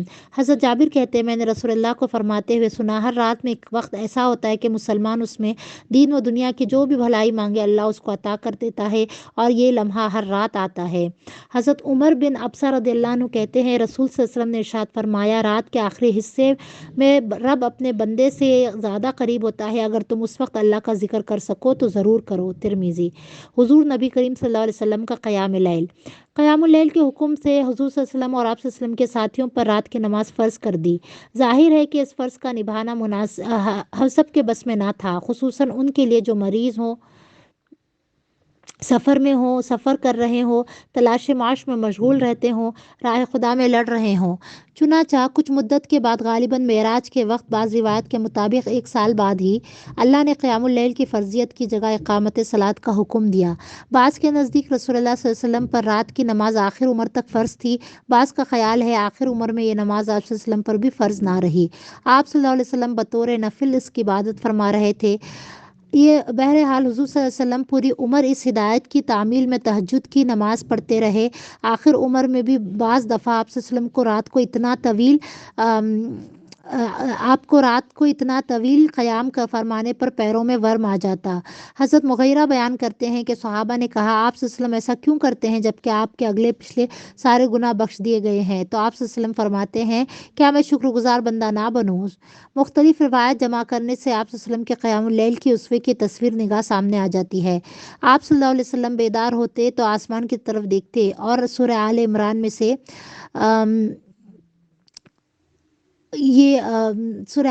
سے ان فی خلق السماوات والارض واختلاف اللیل والنہار لآیات لأولی الالباب، آخری سورہ لعلکم تفلحون تک پڑھتے۔ کبھی آپ صلی اللہ علیہ وسلم نے لا تخلف المیعاد تک بھی تلاوت فرمائی ہے۔ نسائی۔ آپ صلی اللہ علیہ وسلم کا یہ فرمانا بھی نقل کیا گیا ہے، جو بیدار ہو کر یہ پڑھے یا کوئی اور دعا مانگے تو اس کی دعا قبول کر لی جائے گی، پھر وضو کر کے نماز پڑھے تو اس کی نماز قبول کر لی جائے گی۔ اس کے بعد آپ صلی اللہ علیہ وسلم مسواک کرتے اور وضو فرماتے اور نماز کے لیے کھڑے ہو جاتے۔ اس وقت آپ یہ دعا کرتے، میرے اللہ، ساری تعریف تیرے ہی لیے ہے اور شکر کہ تو ہی قائم کرنے والا ہے آسمانوں اور زمین کو اور جو کچھ ان کے اندر ہے، اور تیرے ہی لیے ساری تعریف اور شکر کہ تو ہی نور آسمانوں اور زمینوں کا اور جو کچھ ان کے اندر ہے، اور تیری ہی ساری تعریف اور شکر کہ تو ہی بادشاہ ہے آسمانوں اور زمین جو کچھ ہے ان میں سے ان کا، تیرے ہی لیے ساری تعریف اور شکر ہے کہ تو حق ہے اور تیرا وعدہ سچا ہے اور تجھ سے ملاقات برحق ہے اور تیری ہر بات حق ہے اور جنت حق ہے اور آگ حق ہے اور سارے نبی سچے ہیں اور محمد صلی اللہ علیہ وسلم سچے ہیں اور قیامت برحق ہے۔ میرے اللہ، میں تیرا تابع بن گیا ہوں، تیرے اوپر ایمان لایا ہوں، تیرے سپرد اپنا معاملہ کر دیتا ہوں، تیری طرف پلٹتا ہوں اور تیری ہی مدد سے لڑتا ہوں اور تجھی سے فیصلہ چاہتا ہوں، پس میرے ان گناہ کو بخش دے جو میں نے کیے ہیں اور جو میں کروں گا، جو میں نے چھپا کر کیے، جو اعلانیہ کیے، اور جو تو مجھ سے زیادہ جانتا ہے، تو ہی آگے بڑھانے والا ہے اور تو ہی پیچھے کرنے والا۔ آپ صلی اللہ علیہ وسلم کبھی 7 رکعت پڑھتے، کبھی 9، کبھی 11، پہلی 2 رکعت ہلکی پڑھتے۔ بخاری مسلم۔ آپ صلی اللہ علیہ وسلم نے اٹھنے کے بعد پہلی 2 رکعت ہلکی پڑھنے کی ہدایت فرمائی۔ آپ صلی اللہ علیہ وسلم کبھی 9 رکعت اس طرح پڑھتے کہ صرف 8ویں رکعت پر تشہد کے لیے بیٹھتے، کبھی آپ صلی اللہ علیہ وسلم 2 رکعت کر کے پڑھتے، کبھی آپ 2 رکعت پڑھ کر سو جاتے یہاں تک کہ خراٹے لینے لگتے، اور اتنی ہی دیر سوتے جتنی دیر اٹھ کر نماز پڑھتے، پھر اٹھ کر دور 2 رکعت پڑھتے اور پھر سو جاتے، پھر اٹھ کر پڑھتے، پھر سو جاتے، پھر 3 رکعت وتر کی پڑھتے۔ آپ صلی اللہ علیہ وسلم کبھی ہلکی رکعت پڑھتے، کبھی طویل رکعت خرط پڑھتے۔ ایک مرتبہ آپ صلی اللہ علیہ وسلم نے 4 رکعت میں سورہ بقرہ، آل عمران، نساء اور مائدہ، انعام کی صورتیں پڑھی۔ کبھی آپ کا رکوع بھی قیام کے برابر ہوتا، قوما بھی، سجدے بھی، اور سجدے کے درمیان کا جلسہ بھی۔ حضرت عائشہ کہتی ہیں جب آپ صلی اللہ علیہ وسلم کی عمر زیادہ ہو گئی، وزن بڑھ گیا تو آپ 7 پڑھ لیتے۔ جب کبھی نیند جسم میں درد کی وجہ سے آپ صلی اللہ علیہ وسلم کو رات کو قیام نہ کر سکتے تو دن میں 12 رکعت پڑھ لیتے۔ یہ یاد نہیں کہ نبی کریم صلی اللہ علیہ وسلم نے کبھی ایک رات میں پورا قرآن پڑھا ہو، عشاء سے صبح تک نماز پڑھی ہو۔ حضور صلی اللہ علیہ وسلم کو قیام لیل کا حکم اس جہاد عظیم کی تیاری کے لیے دیا گیا تھا، جس سے آگے آپ صلی اللہ علیہ وسلم کو اور آپ صلی اللہ علیہ وسلم کے صحابہ کو اقامت دین کی راہ میں مشکلات پیش آنے والی تھی۔ اقامت دین کی جدوجہد کی یہی وہ امتیازی خصوصیت ہے جو اسے دوسری تحریکات سے ممتاز کرتی ہے۔ اس کے لیے دوسرے وسائل و ذرائع کے فراہم ہونے سے پہلے صحیح معرفت رب، مستحکم ایمان، غیر متزلزل صبر اور اپنے رب پر کامل اعتماد و توکل ضروری ہے۔ ان اوصاف کے حصول کا واحد ذریعہ نماز، بالخصوص شب کی نماز ہے، بشرطے کہ اس طرح ادا کی جائے جس طرح اس کے ادا کرنے کا حکم دیا گیا ہے، اور اس کا رشتہ اقامت دین کی جدوجہد سے کاٹ نہ دیا جائے جس کی وہ بنیاد ہے، اور جس کی تقویت اور ایمان کی کامیابی کی خاطر اس کی ہدایت دی گئی ہے۔ اس لیے نبی کریم صلی اللہ علیہ وسلم نے رات کی نماز کے واجب نہ رہنے کے بعد بھی اس کی ترغیب دی، اس کی تاکید کی، اور ساتھیوں کو بھی اور گھر والوں کو بھی۔ حضرت ابو ہریرہ کہتے ہیں میں نے رسول صلی اللہ علیہ وسلم کو یہ فرماتے ہوئے سنا، فرض نماز کے بعد سب سے افضل رات کی نماز ہے۔ حضرت ابو امامہ رضی اللہ عنہ کہتے ہیں رسول صلی اللہ علیہ وسلم نے فرمایا تم اپنے آپ پر رات کی نماز لازم کر لو، یہ تم سے پہلے صالحین کا طریقہ رہا ہے، یہ تمہیں اپنے رب سے قریب کرتی ہے، برائیوں کا کفارہ ہے اور گناہ سے روکنے والی ہے۔ ترمذی۔ حضرت ابو ہریرہ کہتے ہیں کہ رسول صلی اللہ علیہ وسلم نے فرمایا اللہ اس شخص پر رحمت نازل کرے جو رات کو اٹھا، پھر نماز پڑھی، اپنی بیوی کو جگایا اور اس نے بھی نماز پڑھی، اور اگر بیوی نہ جاگی تو اس کے منہ پر پانی کے چھینٹے مارے، اور اللہ رحمت نازل کرے اس عورت پر جو رات کو اٹھی اور نماز پڑھی، پھر اپنے شوہر کو جگایا اور اس نے بھی نماز پڑھی، اور اگر وہ نہ اٹھا تو اس کے منہ پر پانی کے چھینٹے مارے۔ ابو داؤد اور نسائی۔ حضرت سلمہ کہتی ہیں کہ ایک رات رسول صلی اللہ علیہ وسلم گھبرائے ہوئے اٹھے اور فرمایا سبحان اللہ، رات میں کس قدر خزانے اور کس قدر فتنے اتارے گئے، کون ہے جو حجرے والیوں کو جگائے؟ آپ صلی اللہ علیہ وسلم کی مراد اپنی بیویوں سے تھی تاکہ وہ نماز پڑھیں۔ بہت سی عورتیں دنیا میں کپڑے پہننے والیاں ہوں گی مگر آخرت میں برہنہ ہوں گی۔ حضرت عبداللہ بن عمر رضی اللہ عنہ کہتے ہیں کہ ان کے والد حضرت عمر بن الخطاب رضی اللہ عنہ کو رات کو نماز پڑھتے تھے جس قدر اللہ توفیق دیتا تھا۔ جب رات کا آخری حصہ ہوتا تو آپ رضی اللہ عنہ اپنے گھر والوں کو نماز کے لیے جگاتے اور کہتے کہ اپنے اہل کو نماز کا حکم دو اور خود بھی اس پر قائم رہو۔ سورۃ طٰہٰ۔ عملی نسخہ۔ رات کی نماز کبھی بھی آسان نہ تھی، لیکن آج یہ کچھ زیادہ ہی مشکل ہو گئی ہے، کیونکہ آج تو زندگی کی مشغولیات بہت بڑھ گئی ہیں، فکر معاش ہی دم نہیں لینے دیتی، ضرورتوں اور خواہشوں میں اضافہ ہوا تو ہر خواہش، ہر ضرورت توجہ، وقت اور محنت کی طلبگار ہے۔ لیکن اگر آپ کے دل میں رات کی گھڑیوں میں اپنے رب کے سامنے قیام کی تمنا ہو تو اس کام کو کرنے کے آسان طریقے بھی ہیں، ایسے طریقے جن سے آپ ابتدا کر سکتے ہیں اور آپ کے لیے اولیٰ اور افضل مقام تک پہنچنے کا راستہ بھی کھل سکتا ہے۔ اگر آخر رات میں اٹھ کر نماز پڑھنا مشکل ہو تو پھر سونے سے پہلے ہی 8 رکعت پڑھ لیں۔ اگر سونے سے پہلے نماز کے لیے وضو کرنا اور کھڑا ہونا بھی دشوار ہو تو عشاء کی نماز کے ساتھ پڑھ لیں۔ آپ دیکھ چکے ہیں کہ نبی کریم صلی اللہ علیہ وسلم سے رات کے ابتدائی حصے میں بلکہ ہر حصے میں پڑھنا ثابت ہے۔ اگر آپ ارادہ کر کے ایک دفعہ شروع رات میں پڑھنے لگیں گے تو انشاءاللہ بیچ رات یا آخر رات میں بھی پڑھنا نصیب ہو سکتا ہے۔ رات کی نماز کے لیے یہ بھی ضروری نہیں کہ آپ لازماً طور پر قرأت ہی کریں، آخری 10 سورتیں ہی ہر نماز میں پڑھ لیں یا آخر کی اور چھوٹی سورتیں تو یہ بھی کافی ہے۔ سورہ اخلاص 1/3 قرآن کے برابر ہے، سورہ کافرون 1/4 کے، سورہ نصر 1/4 کے، سورہ زلزال نصف کے اور سورہ تکاثر 1000 آیات کے برابر۔ چھوٹی صورتیں اپنے حجم کے لحاظ سے چھوٹی ہوں لیکن مضامین اور اجر کے لحاظ سے بڑی صورتوں سے کسی طرح کم نہیں۔ نبی کریم صلی اللہ علیہ وسلم سے یہ بھی روایت کی گئی ہے کہ جس نے قیام میں 10 آیت تلاوت کی اس کا نام غافلوں میں نہیں لکھا جائے گا، اور جس نے 100 آیات کی تلاوت کی اس کا شمار قانتین میں ہوگا۔ حضرت عبداللہ بن عباس فرمایا کرتے ہیں کہ میں نے اذا زلزلت اور القاریہ ٹھہر ٹھہر کر اور سمجھ کر پڑھو تو یہ اس سے بہتر سمجھتا ہوں کہ البقرہ اور آل عمران کو جلدی جلدی بغیر سمجھے پڑھ دوں۔ اجر عظیم، قیام لیل کا اجر عظیم کتنا ہے، خود ذرا قرآن سے سنیے اور یاد رکھیے۔ جن کے جسم بستروں سے دور رہتے ہیں ان کے بارے میں فرمایا سورہ سجدہ، پھر جیسا کہ کچھ آنکھوں کی ٹھنڈک کا سامان ان کے اعمال کی جزا میں ان کے لیے چھپا کر رکھا گیا ہے، اس کی کسی نفس کو خبر نہیں۔ جو رات کو کم سوتے ہیں اور سحر کے وقت استغفار کرتے ہیں ان کے بارے میں فرمایا سورہ الذاریات، متقی لوگ اس روز باغوں اور چشموں میں ہوں گے، جو کچھ ان کا رب انہیں دے گا اسے خوشی خوشی لے رہے ہوں گے، وہ اس سے پہلے نیکوکار تھے۔ راتیں سجود و قیام اور تلاوت میں گزارنے والوں کو عباد الرحمن قرار دیا گیا ہے۔ الفرقان، اہل علم اور اولو الالباب، عقل سے لبریز کہا گیا ہے۔ دعوت اللہ، آگے فرمایا گیا بے شک تمہارے لیے دن میں طویل شغل ہے۔ یہ طویل شغل کیا ہے؟ سبح کے معنی جاری ہونے اور گھومنے پھرنے کے ہیں۔ پانی میں تیرنے کے لیے بھی یہ لفظ استعمال ہوتا ہے۔ چاند، سورج اور سیارے فضا میں اپنے اپنے مدار پر تیزی کے ساتھ اور مسلسل گھومنے میں جس طرح مشغول رہتے ہیں، اس کے لیے بھی قرآن نے یہ لفظ استعمال کیا ہے۔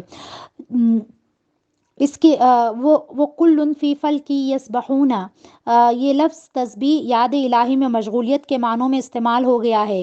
زندگی کی ساری عام مشغولیتیں اس میں شامل ہیں۔ دن بنایا ہی اسی لیے گیا ہے۔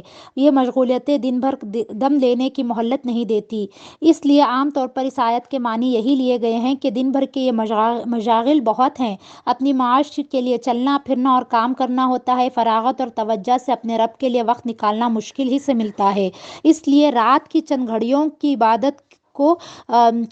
کو اللہ کی عبادت کے لیے فارغ کرو۔ لیکن ایک امر واقعہ کا بیان وجہ اور سبب کے طور پر بھی ہو سکتا ہے، نتیجے کے طور پر بھی اور ہدایت کے طور پر بھی۔ رات کے وقت اس لیے قیام و نماز کا حکم نہیں دیا گیا کہ دن کو وقت نہیں ملتا، بلکہ رات کا وقت اور رات کا اٹھنا اپنی جگہ ایسی خصوصیات کا حامل ہے کہ قیام اور مقاصد قیام کے لیے یہی موضوع ہے۔ انداز کلام یہ بتاتا ہے کہ امر واقع کا یہ بیان ہدایت کے لیے ہے۔ اس پہلو سے سبح کا لفظ ذکر، تسبیح اور دعوت الہی کے معنوں میں ہے۔ قرآن میں یہ لفظ زندگی کے عام مشغولیات کے لیے کہیں بھی استعمال نہیں ہوا، جہاں بھی ہوا ہے ذکر اور دعوت الہی اللہ کے معنوں میں ہوا ہے۔ حضرت موسیٰ فرعون کے دربار کی طرف دعوت حق کے لیے روانہ ہوتے ہیں، شرح صدر اور سہولت کلام، اور حضرت ہارون کے ذریعے تقویت کی دعا کرتے ہیں، اور مقصد یہ بتاتے ہیں کہ نسبحک کثیرا ونذکرک کثیرا، تاکہ ہم کثرت سے آپ کی تسبیح اور ذکر کریں۔ قیام لیل اور دعوت اللہ کے کام میں جو گہری مماثلت اور معنی خیز تعلق ہے وہ آپ دیکھ چکے ہیں۔ مطلب یہ ہوا کہ رات میں قیام اور تلاوت قرآن سے باطنی قوتوں کو جو خزانے حاصل کرو، ان کے ذریعے دن بھر پیغام قرآن کی دولت و نعمت تقسیم کرنے میں مشغول رہو، یہی قیام و تلاوت کا مقصود ہے۔ وہی بات جو علم نشرہ میں کہی گئی ہے یہاں ترتیب بدل کر کہہ دی گئی ہے۔ وہاں کہا گیا تھا کہ ہم نے تمہارا وہ بوجھ اتار دیا جو تمہاری کمر توڑے جا رہا تھا۔ قبل نبوت تلاش ہدایت کی فکر مندی کا بوجھ، بعد از نبوت تبلیغ ہدایت کا بوجھ، تنگی اور مشکل کے بعد کشادگی اور آسانی کا شکریہ ہے کہ جب مہم رسالت سے فارغ ہو تو محنت کے لیے کمر کس لو اور اپنے رب سے لو لگا لو۔ یہاں ترتیب بدلنے سے معنی کا یہ پہلو کھل جاتا ہے کہ دونوں کا تعلق آپس میں لازم و ملزوم کا ہے، دونوں ایک دوسرے کی افزائش اور تقویت کا باعث ہیں۔ رات میں قیام اور اپنے رب سے لو لگانے سے وہ قوت اور طاقت حاصل ہوتی ہے جس سے دن کا بوجھ ہلکا اور کام آسان ہوتا ہے، اور دن کے کام وہ ضرورت اور پیاس پیدا ہوتی ہے جو دن کے کام سے وہ ضرورت اور پیاس پیدا ہو جاتی ہے جو رات کو کمر بستہ کھڑے ہو جانے کی قوت بخشی ہے، اور یہ کام اس قیام لیل کو وہ رنگ اور گہرائی دیتا ہے کہ یہ نری رہبانیت نہیں، خود جہاد بن جاتا ہے، جہاد کا پیش خیمہ بن جاتا ہے، جہاد کا ساتھی بن جاتا ہے۔ رات کے راہب دن کے گھڑ سوار ہی فاتح عالم بنتے ہیں، اور یہیں سے ایک جہان تازہ کا آغاز ہوتا ہے۔ ذکر و اخلاص، اب فرمایا وَاذْكُرِ اسْمَ رَبِّكَ وَتَبَتَّلْ إِلَيْهِ تبتیلا۔ اور اپنے رب کا نام یاد کرو اور یاد رکھو اور سب سے کٹ کر ہی اسی کے ہو رہو۔ تلاوت قرآن کے لیے قیام اللیل اور تبلیغ قرآن کے لیے دعوت کی ہدایت کے بعد ان دونوں کاموں کو صحیح طور پر بجا لانے کے لیے، ان سے صحیح فائدہ حاصل کرنے کے لیے اور پوری زندگی کے تزکیے اور اسے صحیح راہ پر قائم رکھنے کے لیے وہ بنیادی ہدایتیں دی جا رہی ہیں۔ ایک ذکر یعنی ہمیشہ اور ہر طرح اللہ کو یاد رکھو، اور دوسرے اخلاص یعنی جو کرو صرف اللہ کے لیے کرو، کسی اور کے لیے نہ کرو، اور ساری زندگی صرف اسی کی بندگی میں گزارو، اسی کی نظر کر دو اور کسی اور کا حصہ نہ لگاؤ۔ ان دونوں کا باہم بڑا گہرا تعلق ہے۔ اللہ کے ذکر سے اخلاص پیدا ہوتا ہے، مضبوط ہوتا ہے، قائم رہتا ہے۔ ہر کام میں صرف اللہ کی رضا پر نگاہ رکھنا اور صرف اس کے لیے کرنا ہر دم اور ہر حالت میں اللہ کے ذکر کا سب سے اعلیٰ طریقہ ہے۔ اللہ کو کثرت سے یاد کرو، صبح و شام یاد کرو، اٹھتے بیٹھتے لیٹتے یاد کرو، تنہائی میں لوگوں کے درمیان یاد کرو، دل میں یاد کرو، زبان سے یاد کرو، آہستہ اور بلند آواز سے یاد کرو، کاروبار زندگی کرتے ہوئے یاد کرو، میدان جنگ میں یاد کرو۔ قرآن میں مختلف مقامات پر تفصیل سے ہدایت دی گئی ہے، یہاں نہیں اتنی تفصیل بیان نہیں، صرف ذکر کرنے کی ہدایت ہے، لیکن مراد ذکر کی کثرت اور ذکر کی ہمیشگی ہے۔ اجمال و ابہام سے ذہن علم کی جستجو میں لگ جاتا ہے، جستجو سے حاصل کردہ علم ہی راسخ ہوتا ہے۔ حافظ ذہن کی سوچ، دل کے خیال، یہی وہ چیزیں ہیں جو زندگی میں ہر عمل کی بنیاد ہیں۔ اس لیے جتنا یہ اللہ کی یاد پر مرکوز رہیں، اللہ کی یاد سے بندے رہیں، اللہ کی یاد سے بھرے رہے، اتنا ہی دل زندہ رہے گا، صحیح رہے گا، اور جتنا دل زندہ رہے گا اتنا ہی زندگی طیب و پاکیزہ رہے گی اور درست رہے گی۔ ذکر نہ صرف زندگی کا سامان ہے بلکہ تمام شیطانی وساوس سے بچنے کے لیے سب سے محفوظ پناہگاہ ہے۔ یہی نسخہ تزکیہ ہے، اسی مقصد کے لیے تمام عبادات فرض کی گئی ہیں۔ قرآن خود ذکر ہے، تذکیر و ذکر کے لیے نازل ہوا ہے۔ یہی راز ہے قرآن میں ذکر کی اہمیت کے ساتھ تاکید کا۔ ذکر تزکیہ کا نسخہ اس لیے ہے کہ ہر بگاڑ وسوسے سے، دل کے خیالات اور ارادوں سے پیدا ہوتا ہے۔ یہ وسوسہ شیطان ڈالے، انسان ڈالے یا آدمی خود ڈالے، خیال یا وسوسہ ڈالنے کے علاوہ کسی کو آدمی پر کوئی اختیار نہیں۔ جب دل اللہ کی یاد سے بھرا ہوا ہو، اسی میں مشغول ہو، تو وسوسے اس طرح بھاگ جاتے ہیں جس طرح روشنی سے اندھیرے۔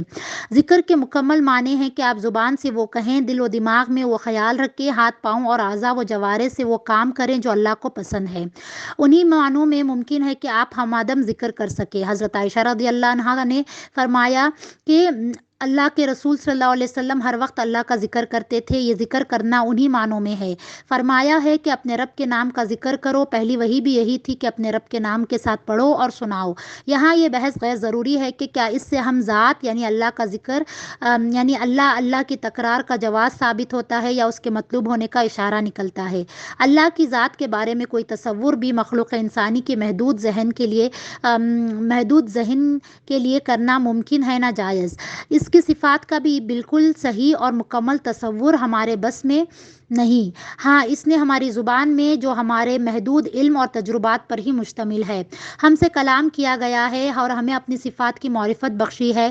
اس کی ذات کا نام زبان پر آئے گا تو بھی اس لفظ کے ذریعے اس کی وہ صفات ہی ہمارے ذہن میں آئے گی جو اس نے ہمیں تعلیم کی ہیں۔ اسم کا لفظ عربی زبان میں صفت اور معرفت کے لیے آتا ہے، بلکہ ہر زبان میں کسی بھی چیز کا نام لینے سے اس کی صفات ہی ذہن میں آتی ہیں۔ اللہ نے اپنی صفات بیان کر کے یہی فرمایا کہ سارے اسماء حسنی اس کے ہیں۔ سورہ حشر۔ اسم ذات اور اسم صفات کو یکساں قرار دیا۔ کہو اللہ کو پکارو یا رحمان کو، جس طرح بھی پکارو، اسماء حسنی اس کے ہیں۔ چنانچہ رب کے نام کو یاد کرو اور یاد رکھو کے معنی یہ ہیں کہ اس کی صفات کو یاد کرو اور یاد رکھو، یہی اسماء حسنی ہیں۔ ان صفات کا صحیح علم ہو، ان کی معرفت ہو، ان پر یقین ہو، یہ دل و دماغ میں تازہ رہیں، زبان پر ان کا ذکر رہے، تو آدمی کی پشت پر ایک لشکر گراں اس کی محافظت کی حیثیت سے موجود رہتا ہے۔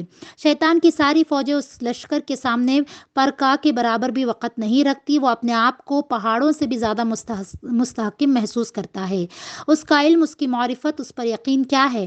کائنات میں ہر چیز صرف اللہ نے پیدا کی ہے، ہر چیز کو اسی نے زندگی بخشی ہے، ہر چیز اسی کے قائم رکھنے سے قائم اور موجود ہے۔ ہر قسم کا اختیار صرف اسی کے پاس ہے، اس کے سوا کوئی کسی کو اختیار نہیں۔ جو کچھ ہوتا ہے جو نہیں ہوتا، یہ سب اس کی مشیت، ارادہ اور حکم پر منحصر ہے۔ پتا بھی گرتا ہے تو اس کے حکم سے، اور گرنا اس کے علم میں ہوتا ہے۔ جو رزق بھی ملتا ہے وہی دیتا ہے، وہ ہر وقت ساتھ ہے، ہم اس کی نگاہوں کے سامنے ہیں۔ موت کے بعد اس سے ملاقات ہونی ہے، آج ہی اس کی تیاری کی مہلت ہے۔ یہاں بھی اور وہاں بھی ہم سے اس کا سارا تعلق اور ہمارے بارے میں اس کے سارے فیصلے ربوبیت کے فیصلے ہیں، رحمان اور رحیم کے فیصلے ہیں اور سراست رحمت پر مبنی ہیں۔ اسی طرح وہ ساری صفات جن سے قرآن بھرا ہوا ہے، ان صفات کے علم اور ان پر یقین کا فطری نتیجہ ہے کہ آپ تمام مخلوق سے کٹ کر جو فانی ہے، ختم ہونے والی ہیں، کوئی حقیقت نہیں رکھتی، صرف اس خالق کے ہو جائیں جو باقی ہے، ہمیشہ سے ہے اور ہمیشہ رہے گا، جو عین حق ہے۔ یہی تبتل ہے، اسی کی طرف زندگی اور زندگی کی ساری بھاگ دوڑ کا رخ کر لیں، اسی کو اپنا مقصود اور ہدف بنائیں، جو کچھ کرے صرف اس کی رضا اور توجہ اس کے وجہ کریم کے لیے کرے جو باقی رہنے والا ہے۔ تبتل میں اخلاص بھی ہے اور اللہ کے لیے یکسوئی بھی، اور ساری زندگی بلا شرکت غیر اس کی اطاعت و بندگی میں دینا بھی۔ مخلوقات سے کٹنے کا معنی دنیا اور دنیاوی زندگی سے کٹنے کے نہیں ہے، اس کے معنی یہ ہیں کہ اللہ سے بڑھ کر محبت ہو، اللہ سے تعلق ہر تعلق پر غالب ہو، دل اللہ کے ساتھ لگا ہو، اگرچہ ظاہر میں ساری نگ و دو دنیا میں لگی ہو مگر دنیا کے لیے نہ ہو، صرف نظر صرف اس کے اختیار پر ہو، بھروسہ صرف اس کے اوپر ہو، ایسا ترک تعلق دنیا کے کسی معاملے کو اور کسی معمول کو ترک کر دینے کا مطالبہ نہیں کرتا، شادی ہو، تلاش معاش ہو، تحصیل علم ہو، ہنر و پیشہ ہو، انسانی تعلقات ہو یا سیاست ہو۔ حضرت ابوذر غفاری کہتے ہیں کہ رسول صلی اللہ علیہ وسلم نے فرمایا، زہد یا ترک دنیا اس کا نام نہیں کہ تم اپنے اوپر اللہ کے حلال کی ہوئی چیزوں کو حرام کر لو یا جو مال تمہارے پاس ہے اسے خواہ مخواہ اڑا دو، ترک دنیا اس کا نام ہے کہ تم صرف بھروسہ ہر معاملے میں اللہ پر ہو کہ جس کا انجام اللہ کے ہاتھ میں ہے، نہ کہ اس میں جو اپنے ہاتھ میں ہے۔ تبتل یہی ہے، تبتل ہی سے زہد اور اس زہد ہی سے توکل پیدا ہوتا ہے۔ توکل، آگے اسی توکل کی ہدایت کی گئی ہے۔ مشرق و مغرب کا رب وہی ہے، اس کے سوا کوئی الہ نہیں، پس اسی کو اپنا وکیل بناؤ۔ یہاں اسم رب کی ایک تعبیر بیان کی گئی ہے، وہ مشرق و مغرب کا رب ہے۔ مشرق و مغرب کے معنی ساری دنیا، ساری کائنات کے ہیں۔ ہم اپنی زبان میں بھی مشرق و مغرب انہی معنوں میں بولتے ہیں۔ وہ رب وہی ساری دنیا کا پالنے والا ہے، ہر وجود کی، ہر ضرورت کی، ہر حاجت کی پوری کرنے والا وہی ہے، اس لیے ہر اختیار اس کے پاس ہے، ہر چیز اس پر اسے قدرت حاصل ہے، اس کے سوا کوئی حاکم نہیں، لہٰذا اسی کو اپنا وکیل بناؤ۔ وکیل اس کو کہتے ہیں جس کے سپرد آپ اپنا معاملہ کرتے ہیں۔ اپنا معاملہ آپ کس کے سپرد کرتے ہیں؟ جس کے بارے میں آپ کو اعتماد اور بھروسہ ہوتا ہے، اسے آپ کے معاملے کا پورا علم ہے، آپ کا معاملہ آپ کے حق میں فیصلہ کرانے یا کرنے کے لیے وہ پوری اہلیت اور قدرت رکھتا ہے، ایسے آپ کے معاملے میں اتنی دلچسپی ہو کہ وہ اسے اپنے ہاتھ میں لے لے۔ اللہ اسی لیے نعم الوکیل ہے کہ وہ ہر چیز کا علم رکھنے والا ہے اور ہر چیز پر قادر ہے، اور اس کی دلچسپی، محبت اور تعلق رب، الہ، رحمان اور رحیم جیسی صفات سے بالکل عیاں ہے۔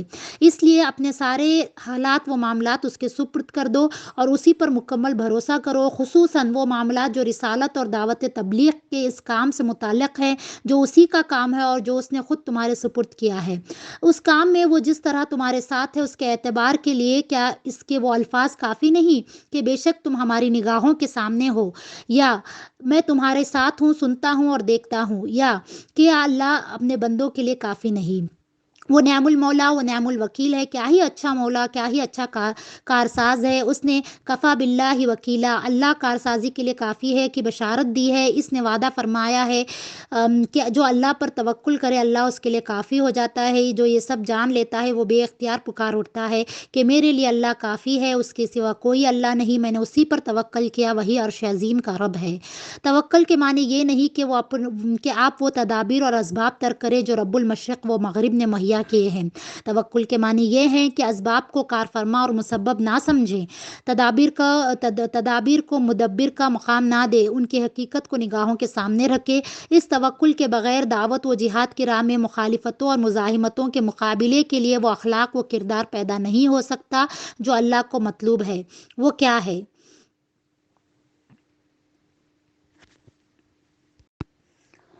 مخالفت و مزاحمت اور داعیانہ کردار۔ فرمایا، اور صبر کرو اس پر جو کچھ لوگ کہتے ہیں، اور خوبصورتی کے ساتھ ان سے الگ ہو جاؤ، اور مجھ پر چھوڑ دو ان خوشحال جھٹلانے والوں کو، اور مہلت دو انہیں تھوڑی سی۔ دعوت و تبلیغ کی راہ میں مخالفت میں سب سے پہلے زبانیں استعمال ہوتی ہیں، طرح طرح کی باتیں کی جاتی ہیں، کہی جاتی ہیں، آخری وقت تک کہی جاتی ہیں۔ ان باتوں کو کاٹ جسمانی اور مالی زخموں سے زیادہ شدید ہوتی ہے۔ ان باتوں کی کاٹ جسمانی اور مالی زخموں سے زیادہ شدید ہوتی ہے۔ جسم پر زخم لگتا ہے تو بالآخر منمل ہو جاتا ہے، مالی نقصان ہوتا ہے تو اس کی بھی تلافی ہو سکتی ہے، مگر زبان سے دل پر زخم لگتا ہے تو دل کا گھاؤ منمل نہیں ہوتا، اس کی تلافی کی صورت بھی مشکل سے نکلتی ہے۔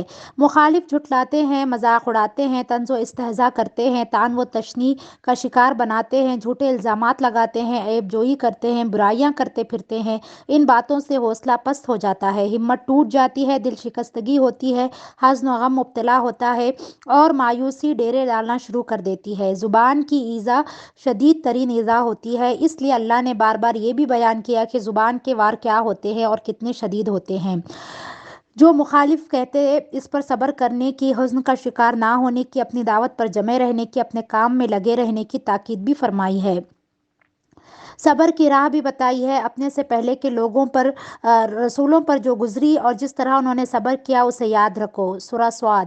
اور اللہ کے ذکر و تسبیح میں مشغول ہو جاؤ، سورہ طٰہٰ اور قاف۔ سورہ مزمل میں قیام لیل اور ذکر کا حکم پہلے ہے، جو باتیں لوگ بناتے ہیں ان پر صبر کا حکم بعد میں ہے۔ سورہ طٰہٰ اور سورہ قاف میں یہ ترتیب بدل دی گئی ہے، صبر کا حکم پہلے ہے، نماز اور ذکر و تسبیح کا بعد میں، گویا صبر کی جڑ بھی نماز اور ذکر و تسبیح ہے، اس کی تقویت اور استقامت کا سامان بھی یہی ہے۔ اور مخالفتوں کے ہجوم میں اللہ کو یاد کرنا بھی صبر کے بغیر ممکن نہیں۔